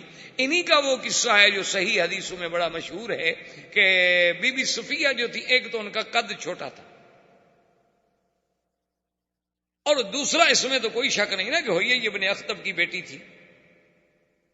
تو بی بی عائشہ اور بی بی زینب، بی بی عائشہ ابی بکر کی بیٹی تھیں، اور بی بی زینب جو تھیں اور بی بی حفصہ جو تھیں حضرت عمر کی بیٹی تھیں، اور بی بی زینب تو وہ تھی جن کا اللہ نے نکاح کیا تھا. ان کو چونکہ اتنا بڑا شرف حاصل تھا تو یہ چونکہ سوکنے تو سوکنے ہوتی ہے نا چاہے کسی دور میں بھی ہوں، تو بہرحال ان کو جب غصہ آتا، کبھی کوئی بات ہوتی، کبھی موقع ملتا تو یہ صفیہ سے کہتے چپ رہو، تم کیا بات کرتی ہو، تم تو ایک یہودی کی بیٹی ہو. ایک دن حضور صلی اللہ علیہ وسلم آئے تو بی بی صفیہ رو رہی. حضور نے فرمایا ماذا تم کی کیوں رو رہی ہو؟ اس نے کہا رسول Allah Bibi Aisha, Bibi Zainab, Bibi Hafsa ہر وقت مجھے چھیڑتی ہیں، کہتی ہیں کہ تم یہودی کی بیٹی ہو. کیا رسول اللہ اس میں میرا کیا قصور ہے اگر میں کسی کے گھر میں پیدا ہوئی؟ حضور نے فرمایا صفیہ تمہیں بھی تو جواب دینا نہیں آتا نا.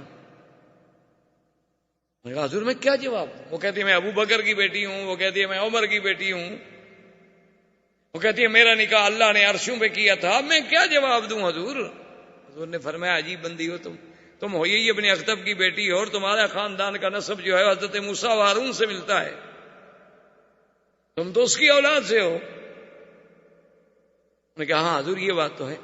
تو نے کہا تم ان کو جب جھگڑا ہو نا، جب تم ایسی بات کریں تو اس کو کہو کہ بات سنو کہ میرا جو باپ ہے اس کا نسب ملتا ہے موسیٰ علیہ السلام سے اور ہارون علیہ السلام سے. تو اب آپ یہ دیکھ لیں کہ میرا باپ جو ہے وہ نبی، اور میرا چاچا جو ہے وہ بھی نبی، اور اس کے بعد یہ بھی دیکھ لیں کہ میرا خامد جو ہے وہ بھی نبی. تم زیادہ سے زیادہ ایک ابو بکر کی بیٹی ہو، کوئی نبی کی بیٹی تو نہیں ہو نا. تو چند دنوں کے بعد پھر جب جھگڑا ہوا تو بی بی صفیہ کو جب انہوں نے تانا دیا، اس نے کہا کہ انا بنت النبیین وزوجۃ النبی المصطفیٰ، میں دو نبیوں کی بیٹی ہوں، موسیٰ و ہارون کی بیٹی ہوں اور محمد رسول اللہ کی بیوی ہوں، اور تم کیا ہے؟ ابو بکر کی بیٹی ہو، عمر کی بیٹی ہو، زیادہ سے زیادہ اور کیا ہے؟ وہ کوئی نبی تو نہیں ہے نا، بڑی شان بھی ہو. اب ان کے پاس کوئی جواب نہیں، کیا جواب دیں بی بی صفیہ کا. حضور صلی اللہ علیہ وسلم آئے، دیکھا کہ بی بی عائشہ اور بی بی حفصہ دونوں نے منہ جناب جھکایا ہوا ہے اور غصے میں ہیں. تو انہوں نے فرمایا ما بکم، کیا ہو گیا تمہیں، کیا بات ہے، کیوں اداس؟ اس نے کہا حضور اللہ نے آپ کو دین کے لیے بھیجا ہے، آپ بیویوں کو جھگڑا کرنا بھی سکھلاتے ہیں. اللہ نے تو آپ کو دین کے لیے بھیجا ہے، آپ نبی ہیں، رسول ہیں، آپ بیوی کو جھگڑا سکھلاتے ہیں. یہ صفیہ کی طاقت نہیں کہ جواب دے سکے، یہ آپ نے سکھلایا ہے. تو انہوں نے فرمایا جب تم اس کو تانا دیتی ہو بنت یہودیہ کا، وہ کس نے سکھلایا تھا؟ اگر میں نے اس کو سکھلایا ہے تو میں نے سچ سکھلایا ہے یا غلط سکھلایا ہے؟ تو یہ وہ صفیہ تھی رضی اللہ تعالی عنہا جو حضور صلی اللہ علیہ وسلم کی بیوی بنی. اور خدا کی شان یہ ہے کہ ایک دن نے اس کہا کہ حضور میں ابھی کنت صغیرتن، میں ابھی چھوٹی سی تھی اور اسلام میرے دل میں داخل ہو چکا تھا. اس نے فرمایا وہ کیسے؟